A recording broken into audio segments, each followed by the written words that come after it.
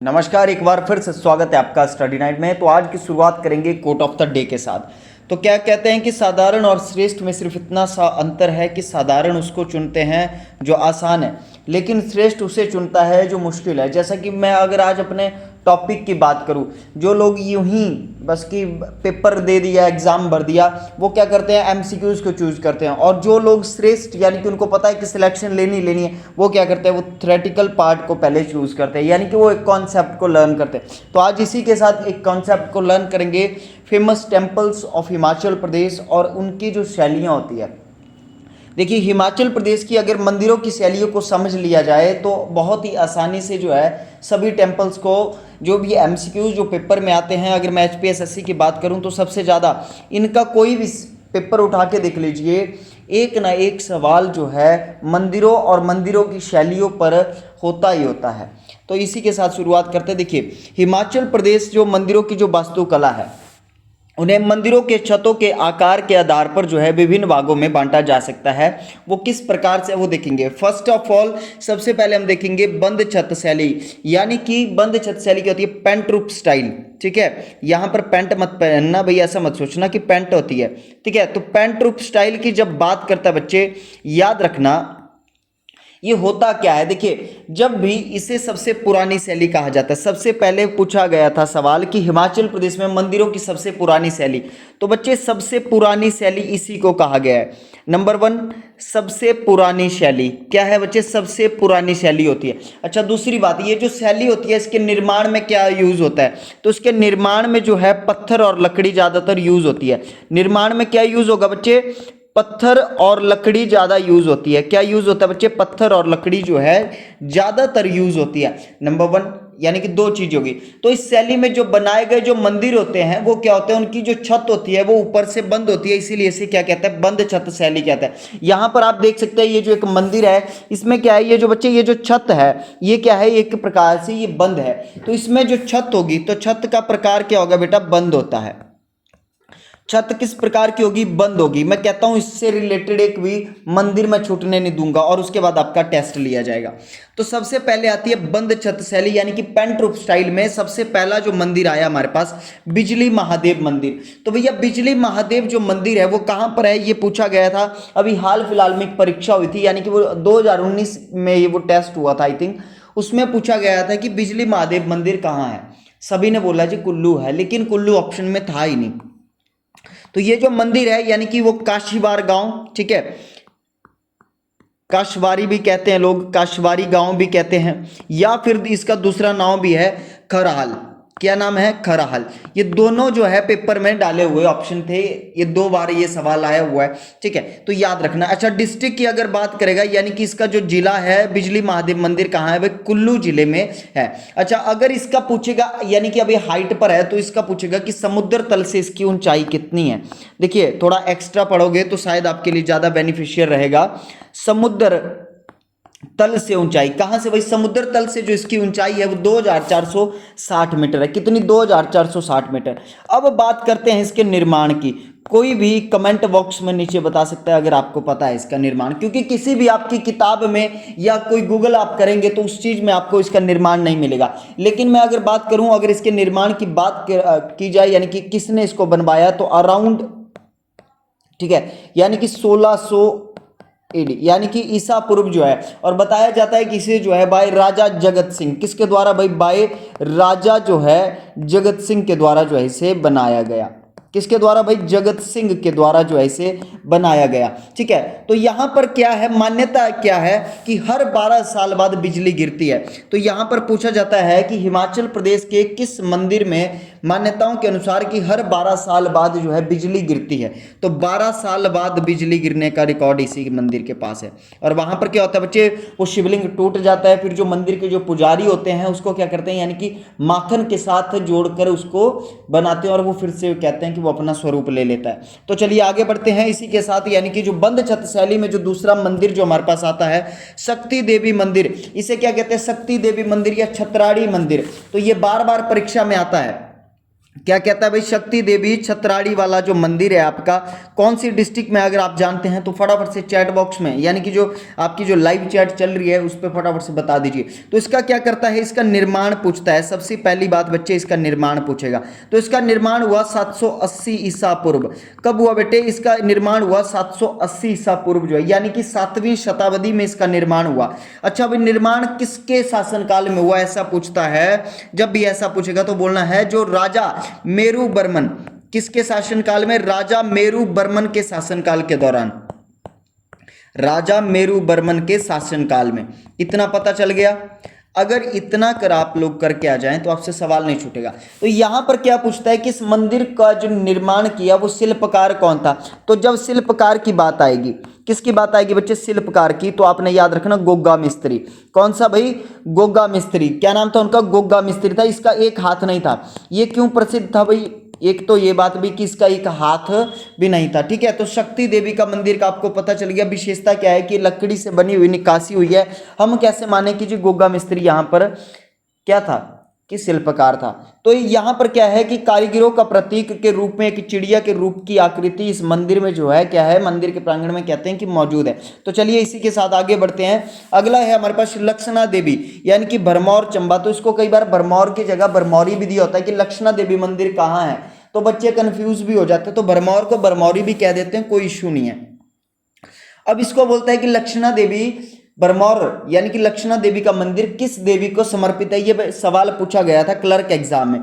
तो लक्षणा देवी का जो मंदिर है वो किसको समर्पित है भाई, महिषासुर मर्दिनी को, महिषासुर मर्दिनी को समर्पित है। अगर ऐसी बात करेगा तो आपको पता होना चाहिए कि किसके लिए समर्पित है जी, महिषासुर मर्दिनी, यानी कि ये दुर्गा का ही स्वरूप है। इनको ये जो मंदिर है ये समर्पित है। अब इसका निर्माण जो है, निर्माण कब हुआ बच्चे, इसका निर्माण जो है वो 7वीं शताब्दी में हो गया। कब हो गया भाई, 7वीं शताब्दी में हुआ। बस इतना सा याद रखना है। अब भरमौर के ऐतिहासिक ग्रंथों में इसे किस नाम से जाना जाता है, यानी कि भरमौर का जो ग्रंथ है, यानी कि भरमौर का अपना ही नाम था। आपने सुना होगा, जब भरमौर की मैं बात कर रहा हूं तो भरमौर के अन्य क्या क्या नाम थे। एक आपको पता होगा ब्रह्मपुरा, तो आपने सुना होगा। तो एक मैं आपको बता दूं, बरम्बा, बर्मावर, ठीक है, इसको यूं भी कहता था। दूसरे की अगर बात करें ब्रह्मौर, क्या भाई, ब्रह्मौर भी था, यहां म यहां लगा हुआ है ब्रह्मौर। और जो तीसरा है जो आपको पता होगा वो होगा ब्रह्मपुरा। क्या होगा आपको पता, ब्रह्मपुरा भी इसी का नाम था। तो इसका निर्माण पूछता है बच्चे। अब देखो यहां पर क्या करता है, इसका निर्माण जो है 7वीं शताब्दी में बेशक हुआ, लेकिन किसके काल में, तो भैया मेरू बर्मन के काल में। कहां भाई, मेरू बर्मन के काल में। बस ये याद रखना, मेरू बर्मन के काल में, मेरू बर्मन के काल में हुआ। अब यहां पर कुछ एक्स्ट्रा इंफॉर्मेशन भी इसके मंदिर की आती है, क्योंकि यहां पर क्या हुआ कि अलेक्जेंडर जो कनिंगम है 1839 में लक्षणा देवी का पहला दौरा करने वाला। तो यहां पर क्या सवाल पूछेगा, पहला दौरा किसने किया। क्या भाई बच्चे, पहला दौरा किसके द्वारा किया, तो पहला जो दौरा किया गया वो किसके द्वारा किया गया, अलेक्जेंडर कनिंगम के द्वारा। किसके द्वारा किया गया था, अलेक्जेंडर कनिंगम के द्वारा जो है इसका पहला दौरा किया गया था। अगर आप जानते हैं इसका दूसरा दौरा कब किया था तो चैट बॉक्स में आप बता सकते हैं, यानी कि आप कमेंट में बता सकते हैं। अलेक्जेंडर कनिंगम द्वारा जो है इसका पहला दौरा किया गया था 1839 ईस्वी में। क्लियर। तो चलिए आगे बढ़ते हैं। इसी के साथ जो हमारे पास अगला टेम्पल जो हमारे पास आता है सिरमौर का, वेरी फेमस टेम्पल, बार बार इसको परीक्षा में पूछता है। क्या बोलता है कि श्रीगुल या शिरगुल देवता जो है उनके बारे में पूछता है कि कौन सी डिस्ट्रिक्ट में है। तो एक सवाल तो यही, तो यहां से पता चल रहा है कि बच्चे इसका जो जिला है वो कहां है, सिरमौर है। तो यहां पर ये जो है ये किस यानी कि धार पे आता है, तो इसका ज्यादातर पूछता है चूड़धार। अब चूड़धार का दूसरा नाम क्या है, चूड़धार को बच्चे चूड़ चांदनी के नाम से भी प्रसिद्ध है। किसके नाम से, चूड़ चांदनी। ये बात तो क्लियर, चूड़धार जो है वो चूड़ चांदनी के नाम से भी प्रसिद्ध है। तो ये जो एक मंजिला सिरगुल का क्या है भाई, चौकोर मंदिर है। इसे क्या कहते हैं कि एक मंजिला, ठीक है, एक मंजिला मंदिर जो है किसको समर्पित है, ये भगवान शिव को समर्पित है। वैसे तो एक मंजिला सिरगुल का चौकोर मंदिर किस डिस्ट्रिक्ट में पाया जाता है, किस जिले में है, ये सवाल पूछा गया था। क्या था सवाल, एक मंजिला सिरगुल का चौकोर मंदिर किस जिले में है, का चौकोर मंदिर। बस इतनी सी बात याद रखनी है। अब देखते हैं क्या पूछ लेगा आपसे। आगे चलते हैं तो आता है काली देवी या मृकुला देवी मंदिर, वेरी फेमस मंदिर। देखिए आप सोच रहे होंगे कि मंदिर तो बहुत ही छोटा सा है, लेकिन ये इतना फेमस क्यों है। तो बेटा आपने कभी सुना होगा कि ये जो मृकुला देवी जो मंदिर है कहाँ है बच्चे? सबसे पहली जब भी बात करनी है तो ये है लाहौल घाटी में। कहाँ है भाई? लाहौल घाटी में। ये आपकी परीक्षा के लिए बहुत ज़्यादा इंपॉर्टेंट है, किसी भी किताब में इतनी इन्फॉर्मेशन आपको नहीं मिलेगी। तो ये क्या है? लाहौल घाटी के उदयपुर का एक प्रसिद्ध मंदिर है। लाहौल घाटी के उदयपुर में एक प्रसिद्ध मंदिर है। अच्छा भाई प्रसिद्ध है तो क्यों प्रसिद्ध हुआ होगा?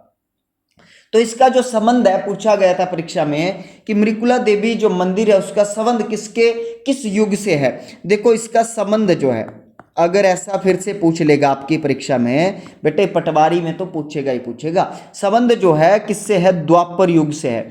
किस युग से है? वो द्वापर युग से, यानी कि पांडवों के वनवास से ये मंदिर जुड़ा हुआ है। किससे भाई? पांडवों के वनवास काल से।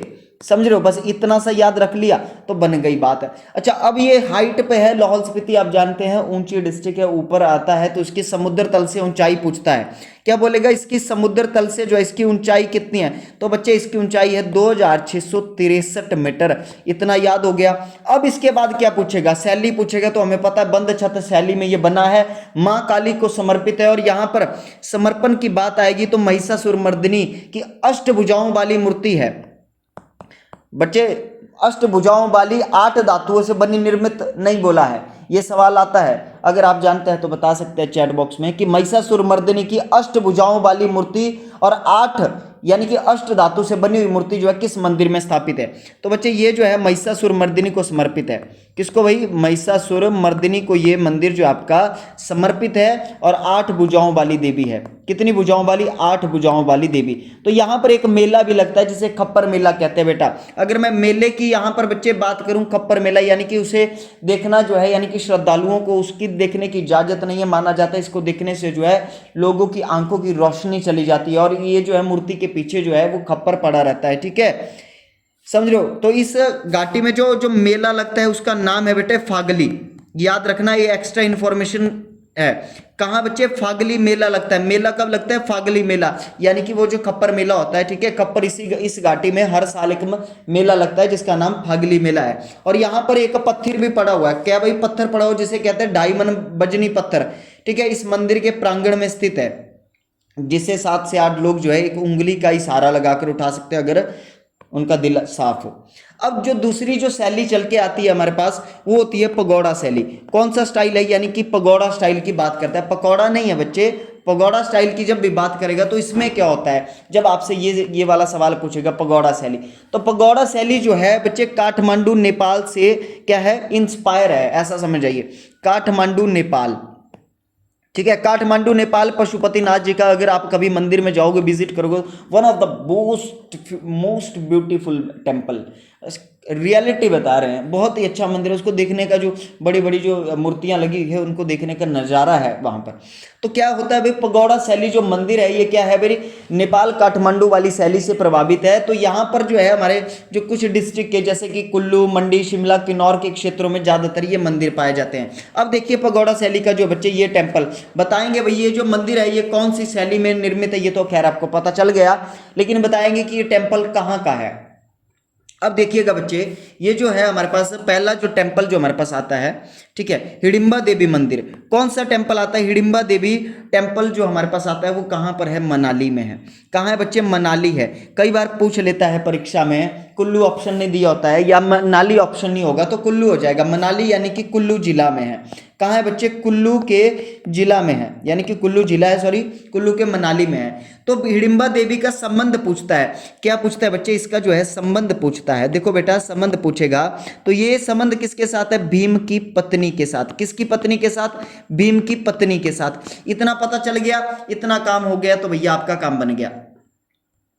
ठीक है, किसके साथ इसका संबंध दर्शाया जाता है? भीम की पत्नी के साथ जो है इनका संबंध दर्शाया जाता है। अब इसके निर्माण की बात करेगा, भाई निर्माण किसने किया? परीक्षा में पूछ सकता है, हर बार संबंध ही थोड़ी ना पूछेगा, बोलेगा निर्माण किसने किया।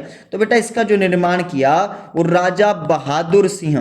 किसने भाई? राजा बहादुर सिंह ने किया। तो कब किया भाई? 1553 ईस्वी में करवाया था।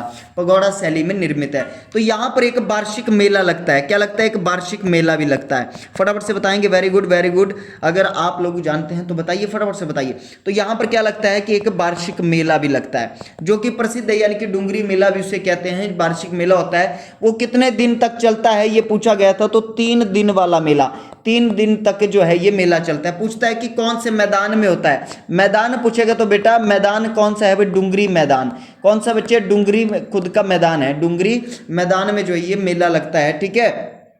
चले आगे, इसी के साथ आगे बढ़ते हैं। देखो भैया, पराशर टेम्पल और पराशर जो लेक है वो बार बार पूछता है। ये वाला आपका पराशर टेम्पल है और बच्चे ये जो लेक है ये लेक है।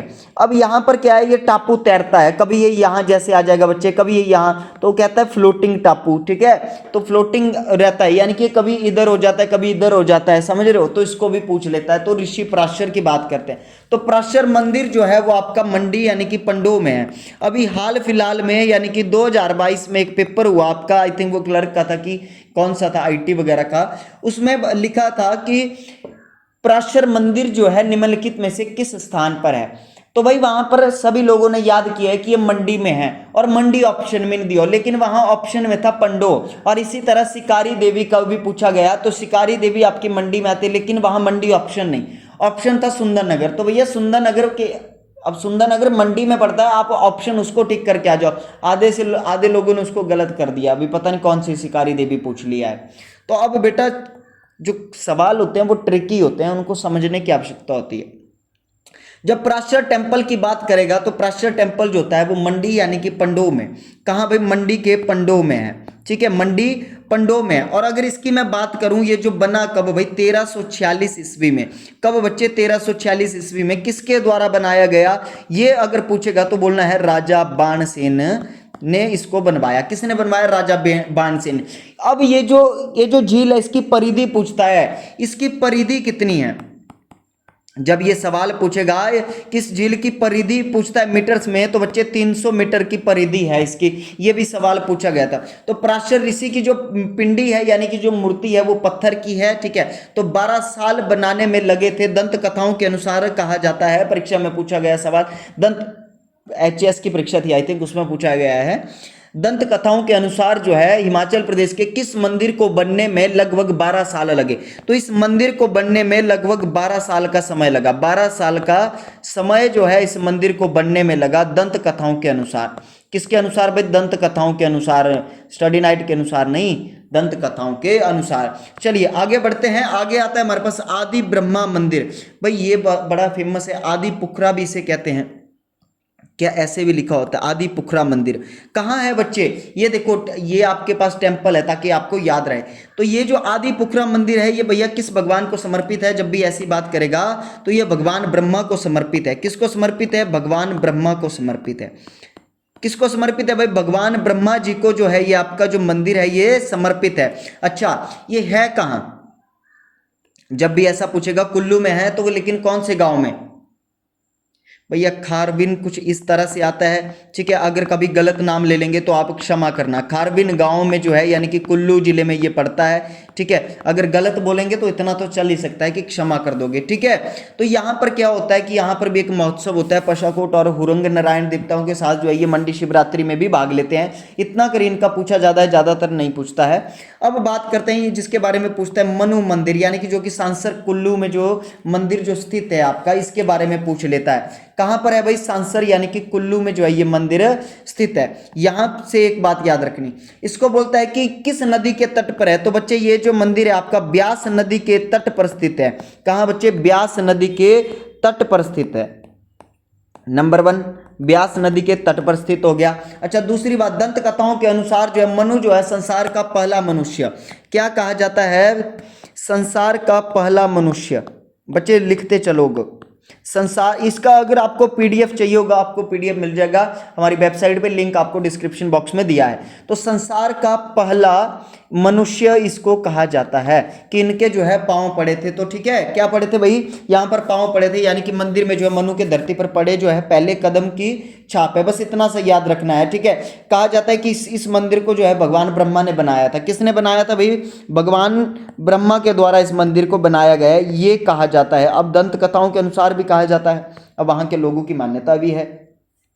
अब आगे जब बढ़ेंगे तब आता है हमारे पास महेश्वर मंदिर। इस शैली में निर्मित जो है कौन सा मंदिर आ जाता है हमारे पास, महेश्वर मंदिर आ जाता है, जो कि कौन सी डिस्ट्रिक्ट में है, किन्नौर। कहाँ है बच्चे, ये मंदिर जो है किन्नौर यानी कि सुंगरा, ठीक है, ये यहां पर आपका जो है ये टेम्पल स्थित है। तो इसके बारे में क्या पूछता है भाई, मंदिर के दोनों ओर आप देख सकते हैं कि शानदार जो लकड़ी के ये जो पैनल बने हुए हैं बहुत ही अच्छे लगते हैं, ठीक है।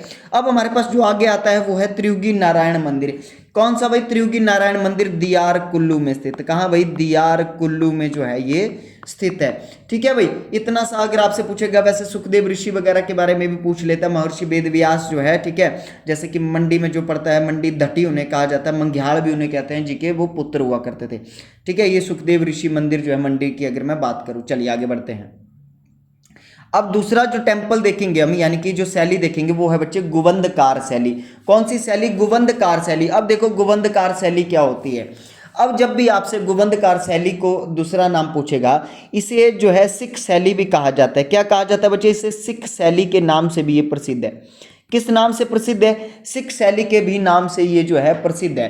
तो ये जो मंदिर है, जब हम बात करेंगे, अब हम बात किसकी करेंगे, गुवंदकार शैली की बात करते हैं। पहले इसको समझ लेते हैं होती क्या है। ये जो मंदिर होती है, इसके जो छत होता है वो शिखर यानी कि गोल, यानी कि क्या है भी गोल होता है। इसका जो शिखर होता है कैसे होता है, गुवंदकार होता है, यानी कि गुवंद की बनी है, गोलाकार होता है, ठीक है। तो ज्यादातर ये जो मंदिर होते हैं सिख और मुगल शैली में, सिख और मुगल शैली में निर्मित मंदिर, सिख और मुगल शैली में जो है निर्मित ये मंदिर होते हैं। फॉर एग्जाम्पल के लिए देख पा रहे हैं आप ब्रजेश्वर मंदिर कांगड़ा। ब्रजेश्वर मंदिर जो कांगड़ा है ये भी आपका सिख शैली में निर्मित मंदिर है। किस शैली में भाई, सिख शैली में निर्मित है।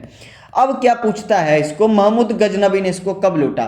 तो सबसे पहले तो इसका सवाल यही आता है कि 1009 ईस्वी में इसको महमूद गजनबी ने लूटा। किसने लूटा, महमूद गजनबी ने। दूसरा सवाल इसका पूछता है कि 1540 ईस्वी में इस मंदिर को किसने लूटा। तो भैया क्या नाम है, 1540 ईस्वी में इसको खवाज खान ने लूटा। किसने, खवाज खान ने। ये वाला सवाल पूछे जाते हैं, आपने देखे ही होंगे, ठीक है। तो नगरोट धाम के नाम से भी इस मंदिर को कहा जाता है। क्या कहा जाता है बेटे, ब्रजेश्वरी मंदिर को नगरकोट यानी नगर कोट धाम के नाम से भी ये मंदिर प्रसिद्ध है। नगरकोट धाम भी इसे कहा जाता है, ठीक है। तो मान्यताओं के अनुसार जो है यहाँ माता सती के जो है बक्ष गिरे थे। क्या गिरे थे भाई, अगर पूछेगा परीक्षा में तो माता सती के जो है यहाँ पर बक्ष गिरे थे। चलिए आगे बढ़ते हैं, चिंतपूर्णी की बात करते हैं। यानी कि चिंताओं को हरण करे, हम माता से ही गुजारिश करते हैं, यानी कि प्रार्थना करते हैं कि आप सभी को नौकरी लगाए, जो आपको चिंताएं हैं उनका हरण करे देवी। तो चिंतपूर्णी मंदिर की बात करेगा तो ये कहाँ है भाई, उन्ना जिले में है। कहां पर है, उन्ना जिले में है। तो ये क्या करता है, चिंताओं को दूर करने वाली देवी है। और यहां पर माना जाता है कि मां सती के जो है पवित्र पांव गिरे थे। अब आधे से ज्यादा लोग बोर हो गए होंगे, सोचते होंगे यार इतना कौन पढ़ेगा, है ना, छोटे मोटे टेस्ट तो देने हैं तो मत पढ़ना। फिर पवित्र गांव कह रहे हैं, माफी चाहते हैं। पवित्र पांव जो है यहाँ देवी सती के गिरे थे। क्या गिरे थे भाई, सती के जो है यहाँ पर पांव गिरे थे, ये पूछ लेता है। तो इस मंदिर का बोलेगा, इस मंदिर का निर्माण कब हुआ भाई। जब निर्माण की बात आएगी बच्चे 15वीं शताब्दी या फिर 16वीं शताब्दी का ये जो है मंदिर बना हुआ है। तो दंत कथाओं के अनुसार जो है यानी कि 14वीं शताब्दी, अब मैं 15वीं इसको इसलिए भी कह सकता हूँ क्योंकि 14वीं शताब्दी में जो है माईदास नामक जो है दुर्गा माता का भक्त था। माईदास नामक क्या था, ये दंत कथा है, वहां पर बहुत ही प्रचलित है, ठीक है। माईदास नामक भक्त ने जो है किसका भक्त था, दुर्गा का भक्त था, ठीक है, यानी कि माता का भक्त था। इसने इस स्थान की खोज करी थी। क्या करी थी भाई, इस स्थान की जो है खोज करने वाला कौन था, माईदास नामक भक्त था। चलिए आगे बढ़ते हैं। और बाबा बड़भाग सिंह का जो मेला है वो भी आता है, समझ रहे हो, प्रसिद्ध मेला अभी यहीं पर आता है। चलिए अब जो है हमारे पास है ज्वालामुखी मंदिर। कौन सा मंदिर है बच्चे, ज्वालामुखी, यानी कि इस मंदिर को क्या कहता है, जोता वाली माता भी कहता है, यानी कि जोता वाली का मंदिर कहाँ है। तो ज्वाला जी जो है आपका कांगड़ा में है। मैक्सिमम बच्चे जानते होंगे इसको, मैक्सिमम क्या सभी जानते होंगे। तो इसका जो है निर्माण किसने करवाया, इसका जो निर्माण है बच्चे वो करवाया था कटोच वंश के राजाओं ने। निर्माण किसने किया, कटोच वंश के राजाओं ने। किसके राजाओं ने भाई, कटोच वंश के राजाओं ने जो है इस मंदिर का निर्माण किया, ठीक है। अच्छा, कटोच वंश के राजाओं किसने भाई, भूमि चंद ने किया। किसने किया, भूमि चंद ने। अब समझना इस बात को, यहां पर एक लॉजिक भी है। और जब ये अब जो नया आता है वो संसार चंद ने क्या किया, पुनर्निर्माण करवाया है। कुछ लोग बोलेंगे जी संसार चंद ने करवाया है, तो पूरी बात सुन लेना, समझ रहे हो, यहां पर स्टार मत बनना। तो इसे नगरकोट का मंदिर भी कहते हैं। तो बच्चे इसकी अगर मैं बात करूं तो क्या है भाई, 1365 ईस्वी में फिरोज शाह तुगलक, आपने सुना होगा कि वो जो 300 किताबें ले गया था उसके बारे में पूछता है। तो क्या हुआ था भाई, फिरोज शाह तुगलक, कौन भाई, फिरोज शाह तुगलक ने इस मंदिर से संस्कृत की 300 किताबें, कितनी किताबें, 300 किताबों को ले गया। अब उन किताबों का अनुवाद करवाया, जब उन किताबों का अनुवाद करवाया तो उसका भी नाम दिया, लेकिन अनुवाद जो है, अनुवाद करने के बाद क्या नाम दिया, फिरोज शाही शीर्षक में जो है जब इसका निर्माण यानी कि अनुवाद करवाया तो क्या नाम दिया भाई, दलाई ए फिरोज शाही, क्या हुआ, दलाई ए फिरोज शाही जो इसको नाम दिया। अच्छा भाई, अब सवाल ये उठ के आता है जो पूछा गया था कि किसने इसका अनुवाद किया, अनुवादकर्ता कौन बना। देखो अनुवादकर्ता यहां लिख दिया, अनुवादकर्ता कौन था, अजाउद्दीन, कौन भाई, अलाउद्दीन नहीं बच्चे, अजाउद्दीन, अजाउद्दीन खालिद, कौन भाई, अजाउद्दीन खालिद खानी, अजाउद्दीन खालिद खानी ने किया। अब यहां पर क्या है भाई, यहां पर एक स्वर्णिम गुंबद जो है 1813 में, जो फेमस जो चीज है 1813 में महाराजा रणजीत सिंह, कौन भाई, महाराजा रणजीत सिंह, महाराजा रणजीत सिंह। अब जो है एक सवाल आपके दिमाग में घूम रहा होगा, यहां पर जो है सती का क्या गिरा था भाई, यहां पर जो है मां सती की जीभ गिरी थी, क्या गिरी थी भाई, सती की जो है यहां पर जीभ गिरी थी। क्लियर बेटे, ये पता चल गया, यहां पर जो है मां सती की जीभ गिरी थी। और दूसरी बात, जो बच्चे कंफ्यूज हो रहे होंगे, यहां साइड पे लिख रहा हूं बेटा, यहां पर क्या हुआ कि 1835 ईस्वी में राजा संसार चंद ने इसका पुनर्निर्माण करवाया।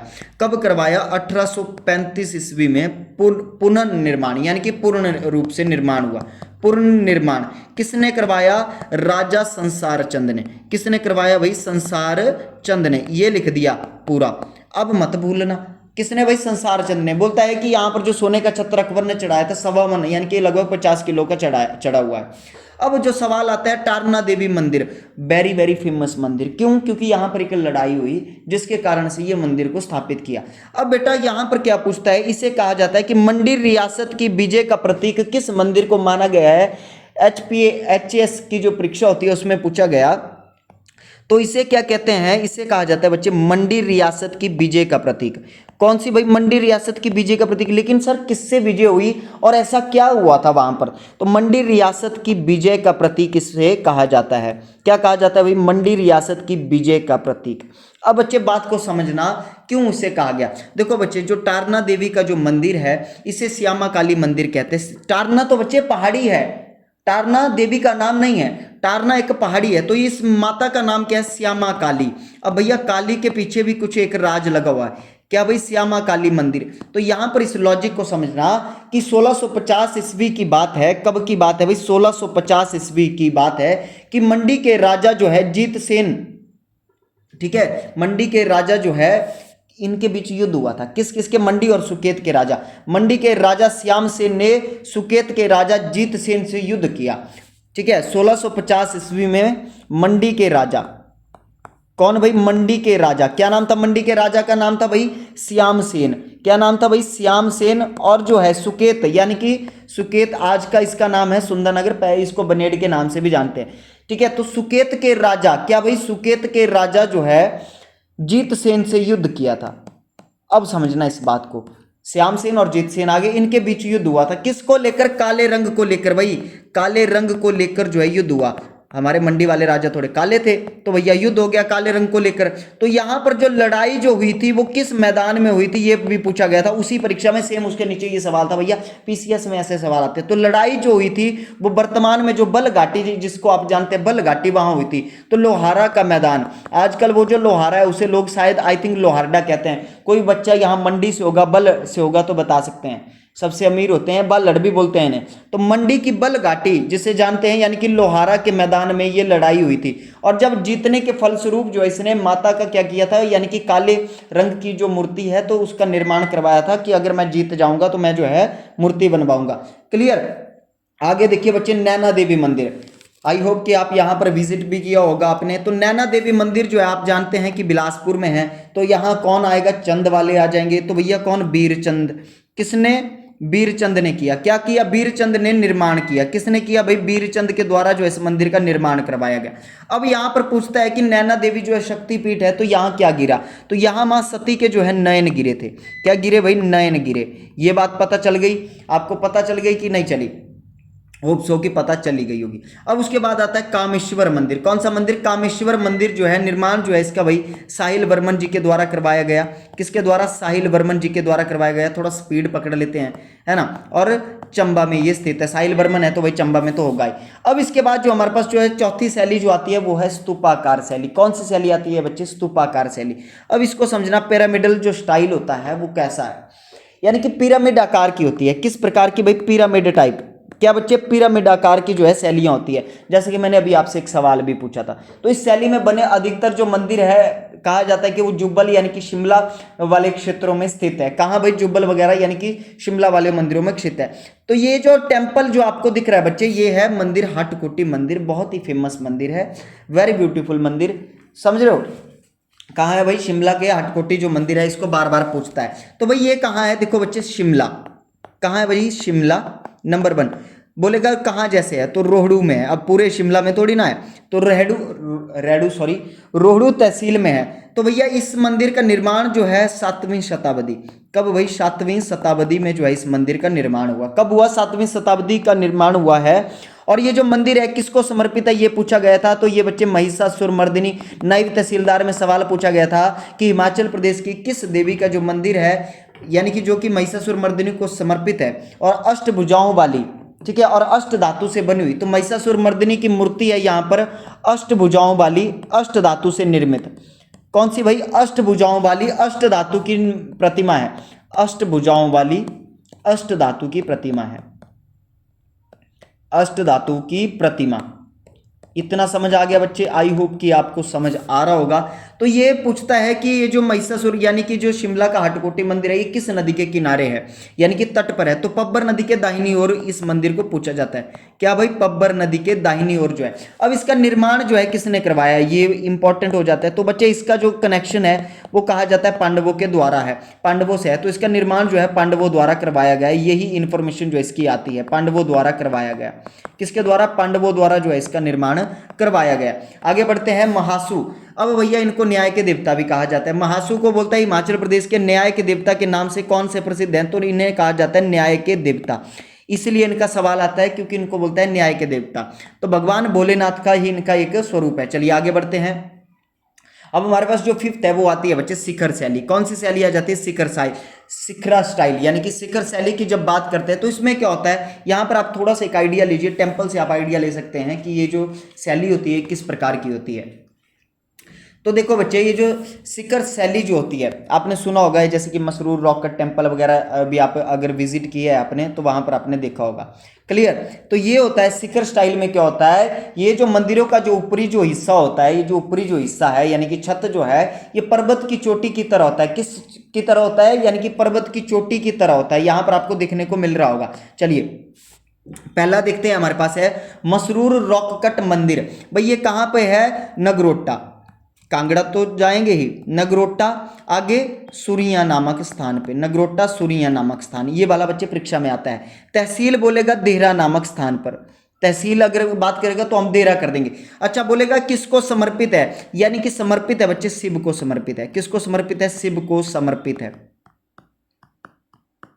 शिव को ये मंदिर जो है समर्पित है। अब इसका बच्चे निर्माण भी पूछेगा, क्या बोलेगा? निर्माण बताओ जी। इसका जो है निर्माण बोलेगा तो इसका निर्माण जो है राजा ललितादित्य। भाई कहाँ के राजा थे? फटाफट से कमेंट बॉक्स में बता दीजिए, अगर आप जानते हैं तो मैं आपका कमेंट को पिन करूंगा अगर आप सही आंसर करेंगे तो। राजा जो है ललितादित्य, ठीक है, ललितादित्य ने जो है इसे बनवाया था 8वीं शताब्दी में। कब भाई? 8वीं, इतना सा याद रखना है। कब भाई बच्चे? 8वीं शताब्दी में बना हुआ है। तो ये प्रसिद्ध किसके नाम से है? एलोरा के नाम से। इसे कहते हैं एलोरा ऑफ हिमाचल प्रदेश, एलोरा ऑफ हिमाचल प्रदेश भी इसे कहा जाता है। क्या कहा जाता है बच्चे? एलोरा ऑफ हिमाचल प्रदेश भी इसे कहा जाता है। चलिए आगे बढ़ते हैं। आगे है हमारे पास लक्ष्मी नारायण मंदिर। ये बच्चे टेम्पल आपके सामने रहा है, लक्ष्मी नारायण जो मंदिर होता है, ठीक है, चंबा में स्थित है। कहाँ है बच्चे? चंबा में आपका स्थित है। तो भाई इसका निर्माण किसने किया? आप जानते हैं बर्मन कोई खानदान का होगा तो साहिल बर्मन। किसने किया बच्चे? साहिल बर्मन जी के द्वारा निर्माण इसका किया गया। और कब किया गया? 920 और 940 ईस्वी में इसका जो है निर्माण हुआ है। तो ये फेमस क्यों है? क्योंकि इसे कहा जाता है कि यह मंदिर जो है कितने मंदिरों का समूह है। लक्ष्मी नारायण मंदिर को कितने मंदिरों का समूह कहा जाता है? तो इसे कहा जाता है 6 मंदिरों का समूह। क्या कहा जाता है बच्चे? 6 मंदिरों का इसे समूह कहा जाता है। क्लियर बेटा जी? इतना से याद रख लिया तो काम बन गया। 9वीं और 10वीं शताब्दी में बना है। अब हमारे पास आ गया वैद्यनाथ मंदिर। वैद्यनाथ मीन्स कि आपका जो बैजनाथ का जो टेम्पल है उसी की बात कर रहा है। तो वैद्यनाथ या बैजनाथ, तो भाई बैजनाथ का पुराना नाम भी पूछता है बच्चे। बैजनाथ का पुराना नाम क्या था भाई? कीरग्राम। क्या नाम था बच्चे? कीरग्राम नाम था। क्लियर? अब इसको क्या बोलता है? ये जो बना कब? ये 13वीं शताब्दी में बना। कब बना? 13वीं शताब्दी में बना। ठीक है भाई। 19वीं शताब्दी में इसका पुनर्द्वार करवाया गया। 19वीं, ये देखो पेपर में आता है, राजा संसार चंद द्वारा। तो लोग बोलते हैं जी निर्माण ही इन्होंने किया। तो बेटा पुनर्द्वार 19वीं शताब्दी में जो है पुनर्द्वार करवाया गया। क्या करवाया गया? पुनर्द्वार जो है करवाया गया। किसके द्वारा? राजा संसार चंद द्वारा। राजा संसार चंद द्वारा। बस इतना सा याद रखना है। चलिए आगे बढ़ते हैं। विश्वेश्वर महादेव मंदिर जो कुल्लू में स्थित है। अब भैया ये जो विश्वेश्वर महादेव मंदिर है इसको पूछता है कि किस नदी के किनारे है? तो ये है ब्यास नदी के तट पर स्थित है। किसके भाई? ब्यास नदी के तट पर स्थित है। अभी बच्चे शैलियां ही पढ़ रहे हैं हम।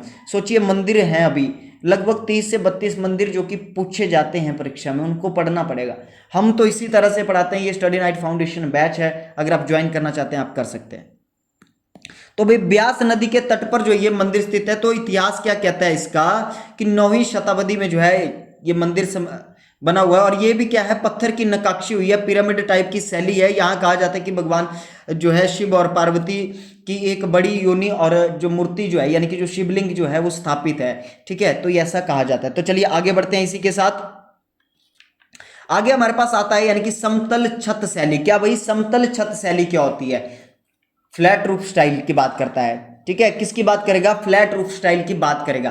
तो समतल छत शैली में क्या होता है? देखिए आपको यहाँ इमेज से भी क्लियर होगा, हल्का हल्का धीरे धीरे थोड़ा थोड़ा। तो समतल जो छत शैली होती है यहाँ पर क्या होता है? दीवारों पर आमतौर पर जो है यहाँ पर पौराणिक जो आपको चित्र वगैरह जो है दर्शाए जाते हैं। फॉर एग्जाम्पल के लिए हम सीधा ही अपने पॉइंट पे आ जाएं, जैसे कि ताबो मठ। बेटा अब तुम लोगों के लिए चित्र भी ले आया मैं, देखो ताबो मठ या इस तरह के चित्र यानी कि वहां पर है। तो ताबो मठ जो है आपका यानी कि काजा की मैं बात करूं, चलें भाई काजा। तो काजा की बात करें तो इसे बच्चे सबसे पहले कहा जाता है हिमालय यानी कि हिमाचल की, हिमालय की अजंता के नाम से प्रसिद्ध। एलोरा आपको पता चल गया, मसरूर रॉक का टेम्पल, और अजंता का आपको पता चल गया। तो बच्चे इसे कहा जाता है विश्व का प्राचीनतम मठ कौन सा है? विश्व का प्राचीनतम मठ में ये आता है। ठीक है भाई। अब इसके निर्माण की बात करें, किसकी बात करूं बच्चे? इसके अगर मैं निर्माण की बात करूं तो इसका जो निर्माण हुआ वो 996 ईस्वी में। कब भाई? 996 ईस्वी में। देखो बेटा बड़े ध्यान से मेरी बात को समझना, लोगों को पता नहीं है किसने करवाया किसने नहीं। शशोद ने बनवाया था इसको। किसने बनवाया? शशोद ने बनवाया। आधे से ज्यादा लोग गलत करेंगे। अब एक्चुअली में हुआ क्या, यहां पे लोचवा रिंगचेना जंगपो, मैं लिख रहा हूं यहां पर लोचवा, ठीक है, लोचवा रिंगजेना, ठीक है,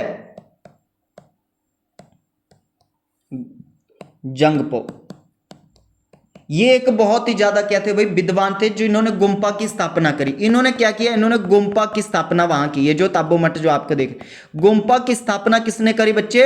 इन्होंने करी। लोचवा रिंगचोना जुंगपा ने जो है, ये एक प्रसिद्ध विद्वान थे। क्या थे ये बच्चे? एक प्रसिद्ध विद्वान है। ये बात पूछी जाएगी तो वो याद रखना, प्रसिद्ध विद्वान थे। बाकी इनको मंदिरों में करवा देंगे। तो मंदिर जो परिसर है इसमें 9 मुख्यालय हैं, जैसे कि आपने सुना चुकलाखंड वगैरह जो है, दिवालियों की दीवारों पर बहुत ही सुंदर सुंदर जो है चित्र है। इन्होंने पूरी तरह से प्रयास किया है, जो भगवान बुद्ध है हमारे, उनका जो जीवन काल है यानी कि बुद्ध के लिए समर्पित है, उनके चित्र जो उनका जीवन था उनको चित्रों के माध्यम से दिखाने का पूरा प्रयास किया। और बहुत ही अच्छा मंदिर है, एक बार विजिट जरूर करें। आगे बढ़ते हैं। इसी के साथ नर्मदेश्वर मंदिर की बात करेगा। जब बच्चे नर्मदेश्वर मंदिर की बात करेगा, हालांकि यहां पर एक बात बताऊं, यहां पर एक मेला होता है, सॉरी मैं अभी भी वो आने वाला है, चाहर मेला। उसे क्या कहते हैं बच्चे? चाहर मेला, यानी कि 4 साल में एक बार लगने वाला मेला जो है, पूछेगा कहां? चाहर मेला। यहां पर काल चक्कर परिवर्तन भी किया गया था 1983 और 1963 में। दलाई लामा जी ने, यहां पर मैं करवा ही देता हूं इसको, दलाई लामा जी ने, अगर इस तरह से पढ़ोगे तो कोई भी परीक्षा टफ नहीं लगेगी।